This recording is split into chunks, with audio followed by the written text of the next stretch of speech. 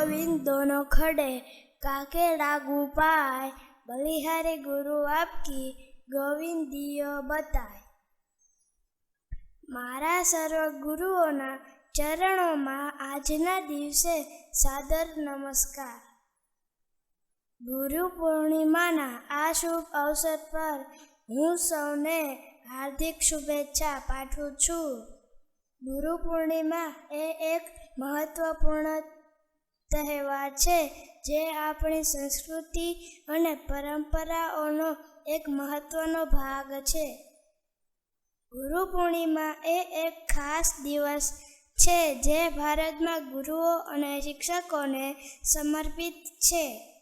आ तहेवार Hindu calendar मुजब अषाढ़ महीनानी पूर्णिमा पर आवे छे। आ दिवसे महर्षि वेद व्यासजीनो जन्मदिवस पण छे। तेमणे महाभारत जेवी विशाळ अने महत्वपूर्ण कृति लखी छे। તેમજ આજના દિવસે ભગવાન બુદ્ધે બોધિ ગયામાં વૃક્ષ નીચે જ્ઞાન પ્રાપ્ત કરી પછી ઉત્તર પ્રદેશના સારનાથ શહેરમાં તેમનો પ્રથમ ઉપદેશ આપ્યો હતો। આથી તેમની પૂજા આ દિવસે કરવામાં આવે છે। આપણા મહાપુરુષોએ પ્રાપ્ત કરેલા જ્ઞાન પાછળ તેમના ગુરુઓએ આપેલું જ્ઞાન જ જવાબદાર છે। અને મહાપુરુષો શું આપણા સૌના તારણહાર ભગવાન શ્રી કૃષ્ણને પણ સાંદીપની ઋષિ જેવા ગુરુ હતા। રામચંદ્રજીને પણ વિશ્વામિત્ર ગુરુ હતા। પાંડવોને દ્રોણાચાર્ય ગુરુ હતા। સ્વામી વિવેકાનંદને પણ રામકૃષ્ણ જેવા ગુરુ હતા અને શિવાજી મહારાજને પણ રામદાસ જેવા ગુરુ હતા। મિત્રો, આજની દુનિયામાં આપણે આપણા જીવનના તમામ ક્ષેત્રોમાં સાચા ગુરુની જરૂર અવશ્ય પડે છે।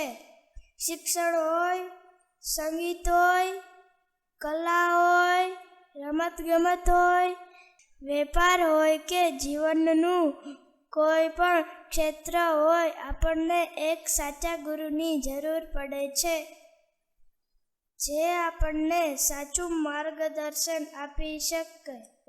ગુરુ પૂર્ણિમા આપણને યાદ અપાવે છે કે ગુરુઓનું આપણા જીવનમાં કેટલું મહત્વ છે।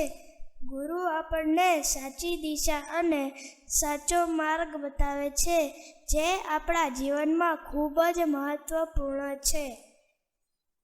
ગુરુ આપણા જીવનના તમામ ક્ષેત્રોમાં ગુણવત્તાનો સંચાર કરે છે અને આપણને જીવનના પડકારો સામે લડવાની શક્તિ અને સાચી સમજ આપે છે। આ દિવસે આપણે આપણા ગુરુઓ પ્રત્યે કૃતજ્ઞતા વ્યક્ત કરવી જોઈએ, કારણ કે ગુરુના આશીર્વાદથી જ આપણું જીવન સકારાત્મક અને સુખમય બની શકે છે। આ માટે આપણે ગુરુ પૂર્ણિમાના પાવન અવસરે ગુરુના ચરણોમાં વંદન અને પ્રણામ કરવાની પરંપરા અનુસરવી જોઈએ।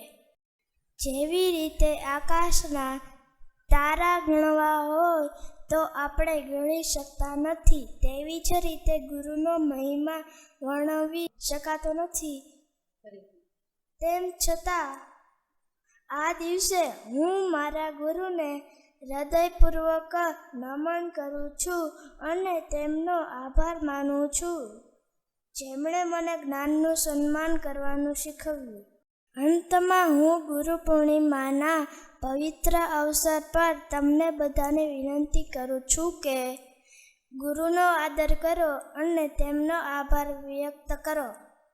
આ એક નાનકડું પગલું છે જે આપણને ગુરુઓ પ્રત્યે આદર અને સન્માનની અનુભૂતિ કરાવે છે। તમને બધાને ગુરુ પૂર્ણિમાની હાર્દિક શુભેચ્છાઓ।